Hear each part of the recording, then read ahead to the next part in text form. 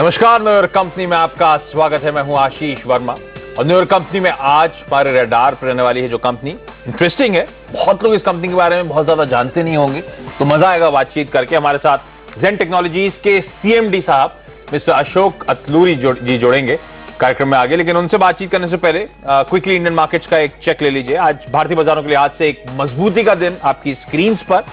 पहले तो global cues supportive थे, फ्लैट थे या तो पॉजिटिव साइड में तमाम मार्केट्स ट्रेड करते हुए नजर आए।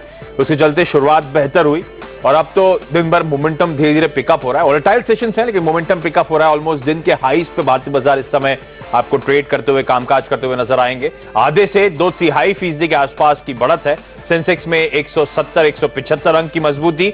निफ्टी इस समय 8700 के ऊपर कामकाज कर रहा है। 50-51 अंक के आसपास की बढ़त 8711 पे इस समय ट्रेड्स देखने को मिल रहा है। मार्केट्स की ओपनिंग आपकी स्क्रीन पर कल आपको याद होगा 1% या उससे ज्यादा की मजबूती के साथ यूरोपियन मार्केट्स ट्रेड कर रहे थे। लेकिन हालांकि वो तमाम वीकेंड क्यूज को बचाने की कोशिश कर रहे थे। एक लंबे वीकेंड के बाद वहां पे कामकाज की शुरुआत हुई थी और आज उन गेन्स को एडअप करते हुए एटलीस्ट कैक और फुटसी आपकी स्क्रीन पर डैक्स में यानी कि जर्मनी के मार्केट में एकदम सपाट इस समय कामकाज होता है। तो यूरोपियन क्यूज भी पॉजिटिव है, काफी हद तक सपोर्टिव है और इसलिए अच्छा मोमेंटम इंडियन मार्केट्स पकड़े हुए हैं। इंटरेस्टिंगली मैंने बेंचमार्क की बात करी, निफ्टी सेंसेक्स 2.5% की बढ़त के साथ कामकाज कर रहा है। ब्रॉडर मार्केट में मोमेंटम इंटैक्ट है, तो मिड कैप्स भी 2.5% के आसपास के अप मूव्स हैं और ये पॉकेट तो सुबह से ही स्ट्रेंथ दिखा रही है और स्मॉल कैप्स में 1.5% के आसपास के अपटेक से तमाम बेंचमार्क इस समय अपने दिन के हाईज के आसपास इस समय ट्रेड कर रहे हैं और इसीलिए मार्केट ब्रेथ पॉजिटिव आज की आपकी स्क्रीन पर। हर एक गिरने वाले के सामने दो स्टॉक्स मजबूती के साथ ट्रेड कर रहे हैं, यानी कि 2/3 स्टॉक्स जो ट्रेड हो रहे हैं इस समय हरे निशान के साथ उनमें ट्रेड्स देखने को मिल रहे हैं। सिर्फ एक बैंक या फिर बैंक निफ्टी आपकी स्क्रीन पर आएगा जो ठंडा कामकाज कर रहा है, थोड़े से प्रेशर के साथ कामकाज कर रहा है। हालांकि कल बड़ा पॉजिटिव आया था। एक ग्लोबल क्यूज की मैंने बात करी थी, कल आरबीआई की क्रेडिट पॉलिसी के बाद देर शाम तमाम दिग्गज बैंक्स ने अपने बेस रेट्स के कैलकुलेशन, बेस रेट्स नीचे करे 15 से 25 बेसिस पॉइंट्स के आसपास, तो उससे मार्केट्स को पॉजिटिव सेंटिमेंट्स मिले, पॉजिटिव क्यूज मिले। लेकिन बैंक से कहा जा रहा है शायद कुछ प्रेशर होगा क्योंकि फोर्स्ड शायद ये कदम उठाया तमाम बैंक्स ने और इसलिए बैंक निफ्टी आज जब मार्केट यूफोरिक है, मार्केट में खरीदारी देखने को मिल रही है, बैंक निफ्टी में वो ट्रैक्शन, वो मोमेंटम नहीं आ रहा है। कौन सी स्टॉक्स, कौन सी पॉकेट्स मदद कर रही हैं? आईटी एक हैवी वेट है जिसमें अच्छी खरीदारी आपकी स्क्रीन पर 0.25% के आसपास की मजबूती है। एफएमसीजी 1.5% के आसपास के अपटिक्स यहां पे देखने को मिल रहे हैं। मेटल्स ऑफ लेट लगातार मोमेंटम दिखा रहे हैं और आज भी 1.5% के आसपास के अपटिक्स हैं। तो ये कुछ स्पेसिफिक पॉकेट्स हैं। इसके अलावा ऑयल एंड गैस एक और हैवी वेट है जहां पे हम देख रहे हैं आज की ट्रेडिंग सेशन में खरीदारी आती हुई। तो बैंक्स जो नहीं कर पा रहे, कुछ हैवी वेट पॉकेट्स मिसाल के तौर पर ऑयल एंड गैस और खासतौर पर आईटी से वो सपोर्ट आज की ट्रेडिंग सेशन में मिल रहा है। स्टॉक स्पेसिफिक कोल इंडिया आज का स्टॉक ऑफ द डे कहना चाहिए। 5-5.5% का तगड़ा मोमेंटम है। ऑयल एंड गैस स्पेस की मैंने बात करी, दो स्टॉक्स आपकी स्क्रीन पर, बीपीसीएल और रिलायंस, इन दोनों काउंटर्स में 3 से 0.25% के मूव्स हैं। आईटी की मैंने बात करी थी, टेक महिंद्रा और साथ साथ टीसीएस देख लीजिए, तगड़े मोमेंटम इन काउंटर्स में देखने को मिल रहे हैं। टीसीएस 2% के आसपास की मजबूती के साथ इस समय कामकाज कर रहा है। दबाव स्पेसिफिकली आ रहा है आइडिया सेल्यूलर, सेसा स्टरलाइट, एचडीएफसी, ओएनजीसी, एनटीपीसी, ये कुछ स्पेसिफिक काउंटर्स हैं जो आज की ट्रेडिंग सेशन में थोड़ी लाल निशान के साथ कामकाज कर रहे हैं। अदरवाइज अक्रॉस बहुत अच्छी बाइंग, अच्छा खासा बाइंग मोमेंटम है। ऑलरेडी 1.5 लाख करोड़ के आसपास के टर्नओवर्स हमने आज की ट्रेडिंग सेशन में क्लॉक कर लिए हैं। अभी भी 2 घंटे का ऑलमोस्ट कारोबारी सत्र बचा हुआ है। लेकिन चलिए शुरुआत करते हैं आज एक इंटरेस्टिंग मैनेजमेंट के साथ। जेन टेक्नोलॉजीज और इस कंपनी के सीएमडी मिस्टर अशोक अतलूरी साहब हमारे साथ जुड़ रहे हैं। अशोक जी बहुत बहुत धन्यवाद सीएनबीसी आवाज के लिए आज वक्त निकालने के लिए। सबसे पहले क्विकली आपको समझा दूं, ये कंपनी 1993 में इनकॉर्पोरेट हुई थी। हैदराबाद हेडक्वार्टर्ड ये कंपनी है और ट्रेनिंग इक्विपमेंट्स और सिमुलेटर्स खास तौर पे बनाने का, वेपन्स और अलाइड डिफेंस इक्विपमेंट्स वगैरह ये बनाने का काम करती है। तो एक डिफेंस स्पेस से जुड़ी कंपनी है ये। तगड़ा मोमेंटम इसके स्टॉक प्राइस में ऑफ लेट देखने को मिला था, तो ऑब्वियसली हमारे रडार पे आई है कंपनी। अशोक जी सबसे पहले तो मैं कारोबार को समझाने की कोशिश कर रहा था, लेकिन आप मुझे बताएं आसान शब्दों में, क्योंकि ये पहली बार हमारी शायद बातचीत हो रही है। जेन टेक्नोलॉजीज वाकई क्या करती है, ये सिमुलेटर्स क्या हैं, किस तरह का कारोबार है इस कंपनी का? तो जेन टेक्नोलॉजीज ट्रेनिंग सिमुलेटर्स बनाते हैं। ट्रेनिंग सिमुलेटर्स मतलब अगर आप कुछ ट्रक चलाना सीखना चाहते हैं तो एक्चुअली ट्रक में आपको देके अगर रोड पे भेजूं तो काफी खतरनाक हो सकता है कि आप वो कहीं पैनिक में किसी को कोई एक्सीडेंट ना कर दें। तो हम एक कैबिन बनाते हैं और उसके सामने स्क्रीन सॉफ्टवेयर जनरेट करते हैं, lot of hardware, mechanical engineering और सॉफ्टवेयर रख के भी create environment that looks like as if आप एक्चुअली ड्राइव कर रहे हो ट्रैफिक में, और ट्रक चलाना इंडोर सिखाते हैं हम। काफी कॉम्पिटेंट बनने के बाद हम आपको आउटस्कर्ट्स ले जाते हैं, बाहर ले जाते हैं एक्चुअल प्रैक्टिस में। सिमिलर वो ऐसे वेपन्स के लिए भी करते हैं, हम टैंक्स के लिए करते हैं, एंटी टैंक गाइडेड मिसाइल, काफी इक्विपमेंट है जो हमारे पास, जिसको हम सिमुलेट करते हैं। ओ इंटरेस्टिंग है। तो ये जो आप, क्योंकि हम लोग आमतौर पर जेन टेक्नोलॉजी को एसोसिएट करते हैं कि डिफेंस से जुड़ी कंपनी है, तो पहले तो ये समझाएं कि डिफेंस का कितना एक्सपोजर है इस कंपनी का, क्योंकि आपने बताया कि आप रोड व्हीकल्स के सिमुलेटर्स भी बनाते हैं, और मैं पढ़ रहा था माइनिंग के भी सिमुलेटर्स बनते हैं आपकी कंपनी में। तो ये वाकई डिफेंस, कितनी बड़ी डिफेंस का प्ले है ये कंपनी, डिफेंस से कितना एक्सपोजर आता है इस कंपनी का, अदर देन डिफेंस कितना रेवेन्यू मिक्स है सर इस कंपनी का? देखिए, आपने जैसे कहा था, एक माइनिंग सिमुलेटर्स बनाते हैं, transport, police, paramilitary forces and defence बनाते हैं। बट मेजर एक्सपोजर हमारा ईयर टू ईयर वेरी होता है, but major exposure security forces को ही रहता है, पुलिस, पैरामिलिट्री एंड डिफेंस। तो वो that could be as high as 90-95% some year. अच्छा, इंटरेस्टिंगली मैं पढ़ रहा था सिमुलेशन और ट्रेनिंग, ये दोनों काम आपकी कंपनी जेन टेक्नोलॉजीज करती है। आसान शब्दों में इसका मतलब हुआ कि जब कोई आपसे सिमुलेटर खरीद रहा है तो उसका अपफ्रंट पेमेंट मिल गया, उसकी ट्रेनिंग की आपको शायद एन्युइटी या फिर लॉन्ग जेस्टेशन, उसके एमसीज के कॉन्ट्रैक्ट्स भी मिलते होंगे। क्या ऐसे ही बिजनेस मॉडल है आपका? अगर हाँ तो कितना अपफ्रंट पेमेंट होता है, किस तरह से एमसी मॉडल वर्क करता है सर? ये देखिए, एक तो हम इक्विपमेंट बेचते हैं, कस्टमर को बेच देते हैं, फिर उन्हीं के एम्प्लॉय को हम ट्रेन करते हैं कि बाकी लोगों को ट्रेन कर दें उनके ऑर्गेनाइजेशन में। ये जो एएमसी जो हमको मिलता है वो इक्विपमेंट मेंटेनेंस के लिए मिलता है, ट्रेनिंग हम ट्रेनिंग नहीं करते उनको। अच्छा, so we sell the equipment and then we train their instructor, जो इंस्ट्रक्टर उनके तो वो तो सिमुलेटर जो बेच रहे हैं उसके साथ ही ट्रेनिंग इनकॉर्पोरेटेड होती होगी, उसका अलग से चार्ज नहीं करते होंगे? एग्जैक्ट, हाँ जी, एकदम। अच्छा, ये जो सिमुलेटर्स आप बनाते हैं जिसके लिए आपकी कंपनी जानी जाती है, क्या पूरी तरह से इन हाउस R&D है, पूरी तरह से right from scratch Zen Technologies इन सिमुलेटर्स को डेवलप करती है? एब्सोल्युटली राइट फ्रॉम स्क्रैच, हमारा ही सॉफ्टवेयर रहता है, हमारा ही इलेक्ट्रॉनिक्स फर्मवेयर प्रोग्रामिंग रहता है, हमारा इलेक्ट्रॉनिक मैकेनिकल डिजाइन पूरा हमारा ही रहता है। और ये एक डिफरेंशिएटिंग फैक्टर भी है। देखिए, जब आप मेक इन इंडिया कहते हैं, बाकी लोग आके बोइंग आके बोलते हैं भैया ये build to they give a drawing and वो बोलते हैं आप बना दीजिए इस विंग को, तो लोग यहाँ पे बनाते हैं। So it is quite reasonably mechanical job, तो उतना चैलेंजिंग नहीं है, उसमें इंटेलिजेंस नहीं है। आप और एक प्रिंट, ये बिल्ड टू प्रिंट कर रहे हैं आप, almost like outsourcing of a service. But हमारा क्या, we have to conceive a product, जैसे we have to conceive, we have to develop, design, develop and manufacture all under one thing. हम manufacturing काफी outsource कर देते हैं एक बार प्रोटोटाइप बनने के बाद, almost 85% is outsource. But most important thing is, जैसे प्रोडक्ट में हम वैल्यू पूरा हम कैप्चर करते हैं। अगर आप देखोगे just in comparison make in India में आप जाओगे, मैं अगर बोइंग मेरे पास आके बोलते हैं ये प्रोड्यूस करो, मैं कौन से प्राइस में प्रोड्यूस करूंगा? जो बोइंग बोलेगा उसी प्राइस में करना पड़ेगा, वो मार्जिन वो डिक्टेट करेंगे हमको। But in our case margin is dictated by market competition, हमारे बाकी कंपटीशन क्या करते हैं। So our value capture is significant because IP content is very very significant. आपने क्योंकि मेक इन इंडिया की बात छेड़ी दी है, तो मैं डिफेंस स्पेस पे अब आना चाहूंगा, इसके बाद वापस जेन टेक्नोलॉजीज पे लौटूंगा। 25 सेक्टर्स की बात करी थी इस मोदी सरकार ने, जिसमें मेक इन इंडिया इनिशिएटिव में डिफेंस माना जाता है। कितना बड़ा बॉल गेम हो सकता है डिफेंस के लिए, और साथ साथ क्योंकि कई लोग अब मार्केट में तो कहने लगे, मार्केट से मेरा मतलब है स्टॉक मार्केट के तमाम पार्टिसिपेंट्स मानने लगे कि डिफेंस शायद एक इन्फ्लेक्शन पॉइंट पर है, तगड़ी ट्रैक्शन, तगड़ा ग्रोथ इस इंडस्ट्री में देखने को मिल सकता है, इस सेक्टर में देखने को मिल सकता है। कैसे देख रहे हैं आप डिफेंस में अपॉर्चुनिटीज को सर? मेरे ख्याल से defence is the next biggest story in for the next 4 years। यहाँ पे जो माहौल भी हमको दिख रहा है क्लोज काउंटर्स में, क्लोज काउंटर में बहुत ही पॉजिटिव है। Government is really focusing and pushing us to do, asking आप क्या कर सकते हो।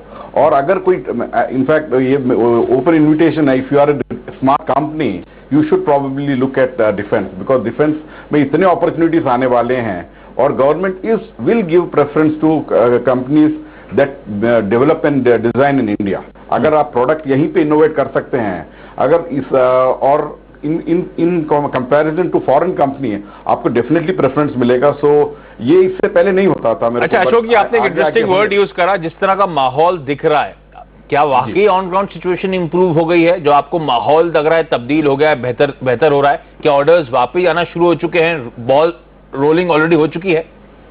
बहुत बहुत इम्प्रूवमेंट है। इससे पहले माहौल अलग था, हमको ऑर्डर्स नहीं आते थे, थोड़ा डर सा रहता था, बट अभी तो इतना पॉजिटिव माहौल आ गया कि that we really want to do business, we are exposing ourself, we are showing, we are investing a lot in the R&D now. So all the companies are बहुत पॉजिटिव फीलिंग है अभी defence में। अच्छा, approvals kick start कर दी थी सरकार ने, sector में $28 बिलियन के प्रोजेक्ट्स अप्रूव करे गए थे।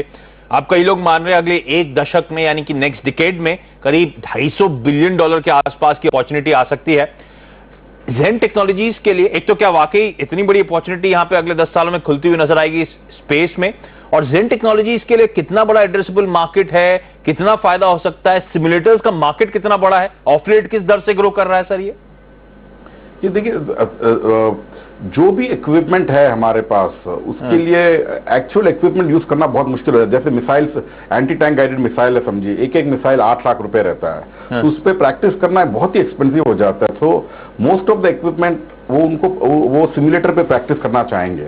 सो in each and every equipment probably they will go for simulator. So market is very very huge we think. So and इसमें अपॉर्चुनिटी भी ह्यूज है, और हमारे ज़ेन टेक्नोलॉजीज क्या इसके एडवांटेज ले सकती है, क्योंकि हम अभी 23 ईयर्स हो गए, 93 में स्टार्ट किया था, 22 ईयर्स हो गए, more than 2 decades now. And हमारी सॉफ्टवेयर के लिए लाइब्रेरीज बने हुए हैं, मैकेनिकल इंजीनियर के लिए कंपोनेंट्स बने हुए हैं, इलेक्ट्रॉनिक्स के लिए बहुत सारे कंपोनेंट्स बने हुए हैं। जब हमको नया सिमुलेटर बनाना पड़ता है, we can do it in much much shorter time, maybe 6 to 12 months, where somebody if he wants to come in now, they may take 2 to 3 years to make the same thing. So that advantage is there. The market is very huge.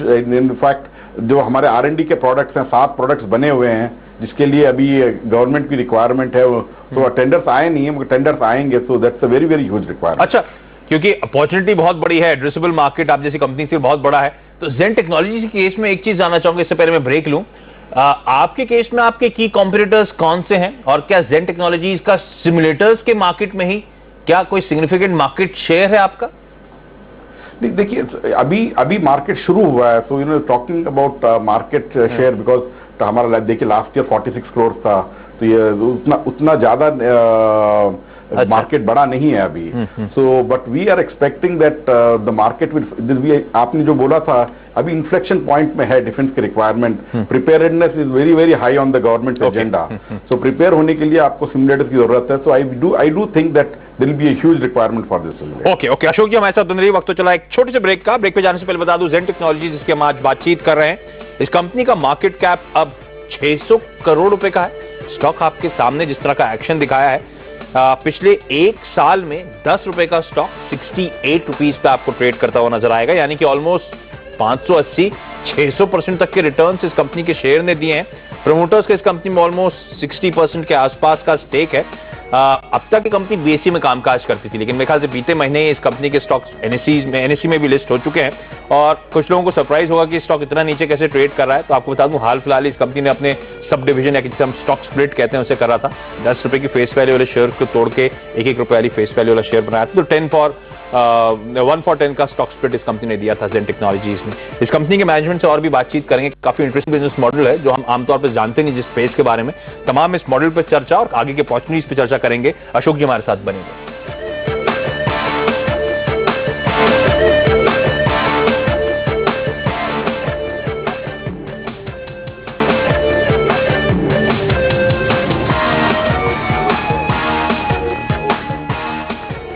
Break के बाद आपका स्वागत है। Radar पे आज है Zen technologies और इस कंपनी के सीएमडी अशोक अतलूरी साहब हमारे साथ बने हुए हैं।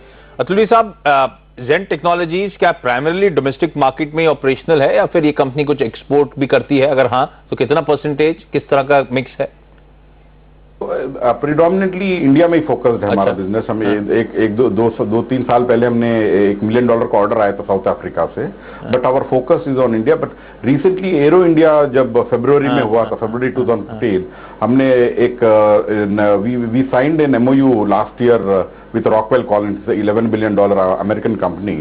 तो उनके साथ हमने साइन किया था, और 3 महीने बाद हमने एक प्रोडक्ट को डेवलप करके लॉन्च किया था, हेलीकॉप्टर सिमुलेटर, और उसका रिस्पांस बहुत ही अच्छा था। लोग आए थे, देखे थे, एंड ये सिमुलेशन कैपेबिलिटी कंट्री में नहीं थी इससे पहले। Okay. उन्होंने देख के दे रियली अप्रिशिएटेड। अच्छा, ये जो रॉकवेल कॉलिंस के साथ आपने जो प्रोडक्ट लॉन्च किया है, ये फिर जो एमओयू या जो करार किया है, क्या स्पेसिफिकली इंडियन डिफेंस मार्केट को केटर करने के लिए है, या फिर आप दोनों मिलकर बाहर अपॉर्चुनिटीज की भी तलाश करेंगे? देखिए, एक्चुअली एक एसाइड आई टेल यू, जब भी फॉरेन कंपनीज यहाँ पे आते हैं वो देखते हैं कि इस कंपनी को कैपेबिलिटी है जो हम बिल्ड टू प्रिंट कर सकते हैं, वो मैन्युफैक्चर करने की कैपेबिलिटी है या नहीं। बट रॉकवेल कॉलिंस वांटेड एक पार्टनर जो उनके प्रोडक्ट्स इंडिजिनाइज कर सकें और इम्प्रूव कर सकें। तो उनका when they searched, they found that Zen is a company that can do both. तो इसमें जो एग्रीमेंट में आपने अभी पूछा था कि सिर्फ इंडियन डिफेंस मार्केट को एड्रेस करना है क्या, that is one object. There 3 objectives हैं उसमें। एक तो इंडियन एयर एविएशन मार्केट को एड्रेस करें, मिलिट्री एविएशन मार्केट को। दूसरा है जितना भी इंडिजिनाइज कर सके हम उनके फॉरेन प्रोडक्ट्स, उनके जो बाहर मैन्युफैक्चर होते हैं, they are willing to indigenise them and collaboratively improve those products. अच्छा, तीसरा एजेंडा ये है कि जो हमारे प्रोडक्ट्स हैं, अभी एग्जिस्टिंग प्रोडक्ट्स हैं, उन्होंने आके देखे हैं, परखे हैं, और उनको लगता है कि ये वर्ल्ड वाइड मार्केट है इसका। तो ये तीनों, तीसरा, they are very keen to help us promote the products overseas. अच्छा, इससे जो आप कह रहे हैं हेलीकॉप्टर जिसे हम रोटरी विंग सिमुलेटर्स कहते हैं, उसका आपने एक प्रोडक्ट डेवलप करा है, ये प्रोडक्ट बास्केट आगे एक्सपैंड होगी? सॉरी, फिर बताइए। आपने जो इसके साथ जॉइंटली डेवलप करा एमओयू के जरिए रोटरी विंग में ख्याल से सिमुलेटर्स हैं, वो जो हेलीकॉप्टर्स जिनकी आप बात कर रहे हैं, हाँ, है ना, उसके बियॉन्ड भी प्रोडक्ट बास्केट इंप्रूव होगी या एक्सपैंड करी जाएगी? दोनों मिलकर और भी कुछ डेवलप करेंगे? वो प्रोडक्ट ही नहीं, हाँ, बाकी उसको फिक्स्ड विंग बोलते हैं, फिक्स्ड विंग सिमुलेटर्स, जो plane, military plane, fighter plane simulators हैं, वो भी बनाएंगे इस एमओयू में। और वो मार्केट बहुत इंडिया के लिए और ओवरसीज के लिए करेंगे। अच्छा अशोक जी, डिफेंस स्पेस में वो आई थी खबर कि एफडीआई जो लिमिट जो है, निवेश सीमा जो है वो बढ़ा दी गई है, 26 से बढ़ाकर 49% कर दी गई थी जी। आपकी कंपनी भी डिफेंस स्पेस को बिलोंग करती है, क्या आप इस अपॉर्चुनिटी का फायदा उठाने वाले हैं? किसी के एमओयू तो कर लिया है, किसी के साथ पार्टनरशिप या स्टेक सेल वगैरह करने की कोई योजना आपकी? नहीं, अभी स्टेक सेल का कोई इंटेंशन नहीं है हमारा, बट हमने आरबीआई से परमिशन लिया है कि अप टू 24%, पहले वो भी इन्वेस्टमेंट नहीं था हमारे कंपनी में, तो अभी 20% तक एफआईआई को मिला है और एनआरएफ को 4% मिला है। तो अभी जब जैसे ये लिमिट हिट होगा, we'll see if we can increase it, but अभी कोई जॉइंट वेंचर की कोई बात नहीं चल रही है, रॉकवेल कॉलिंस से भी नहीं चल रही है, सिर्फ एमओयू इन प्लेस है उनके साथ। ओके, तो किसी विदेशी संस्थागत निवेशक के साथ बातचीत चल रही हो? क्योंकि अभी तो मेरे ख्याल से कोई एफआई इन्वेस्टेड नहीं है इस कंपनी में, कोई मेजर एफआई इन्वेस्टेड नहीं है शायद इस कंपनी में। नहीं, अभी कोई नहीं इन्वेस्टेड नहीं है अभी। ओके, अशोक जी बने रहिए हमारे साथ। वक्त तो चला एक और छोटे से ब्रेक का। ब्रेक के बाद फोकस करेंगे इस कंपनी के फाइनेंशियल्स पर।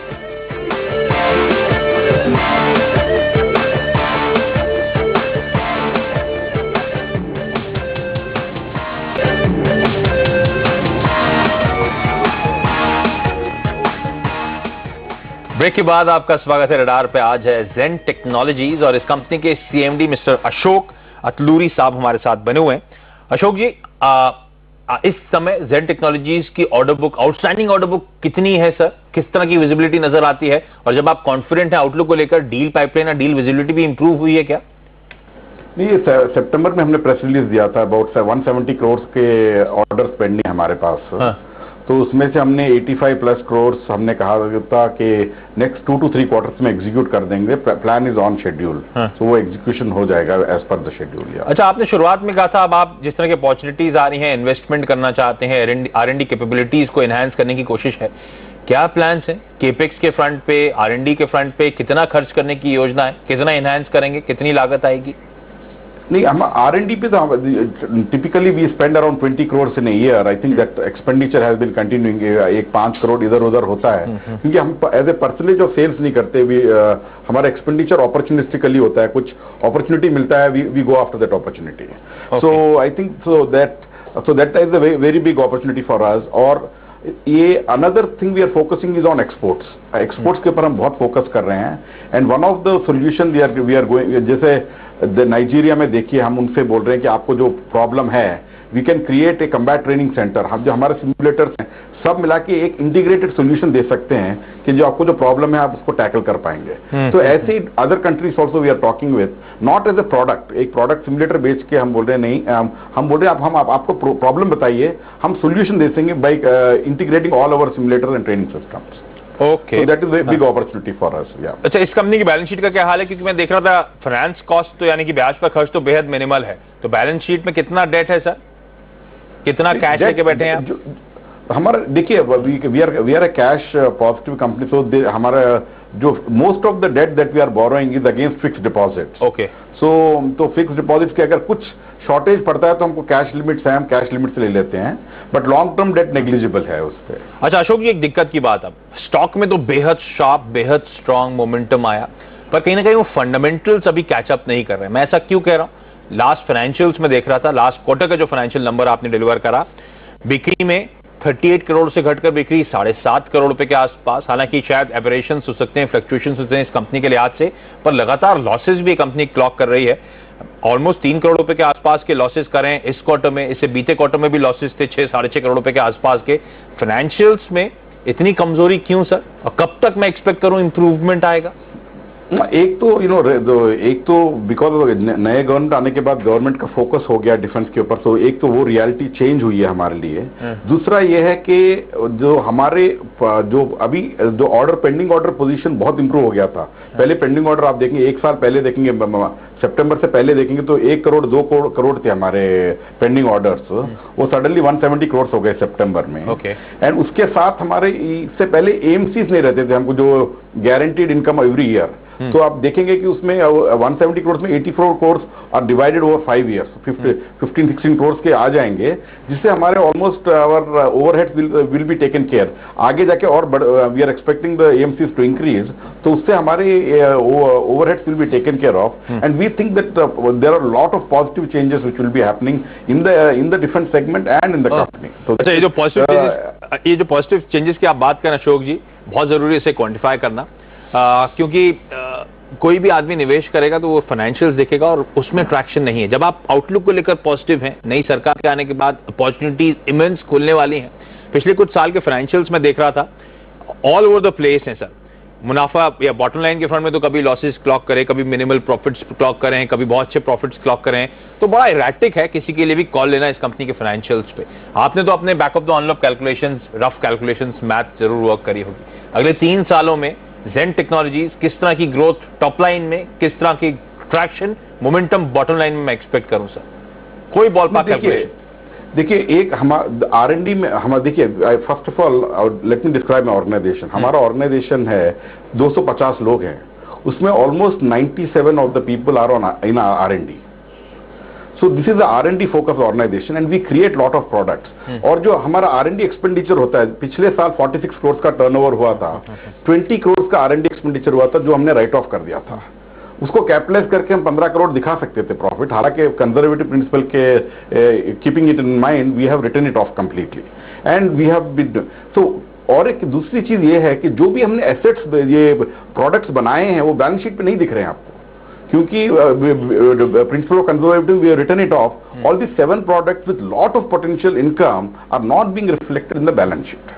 अब वो प्रोडक्ट अभी गवर्नमेंट की रिक्वायरमेंट आने वाली है, so this in anticipation of that, anticipation के हालात इंप्रूव होंगे. स्टॉक में भी इनफैक्ट उसी एंटिसिपेशन में तगड़ा मोमेंटम आया. अशोक जी, बहुत बहुत धन्यवाद सीएनबीसी आवाज के लिए आज वक्त निकालने के लिए. इतने जेन टेक्नोलॉजीज के सीएमडी, कंपनी का कारोबार, कंपनी का बिजनेस मॉडल, आगे की योजनाओं, फाइनेंशियल आउटलुक पर हमारे साथ बातचीत कर रहे थे. स्टॉक आपके सामने अच्छे खासे प्रेशर के साथ कामकाज करता हुआ, लेकिन एक मल्टी बैगर रहा है पिछले 1 साल में. यहाँ पे ले लेते हैं एक छोटा सा ब्रेक के बाद लेकर आएंगे आपके लिए आखिरी सौदा. नमस्कार.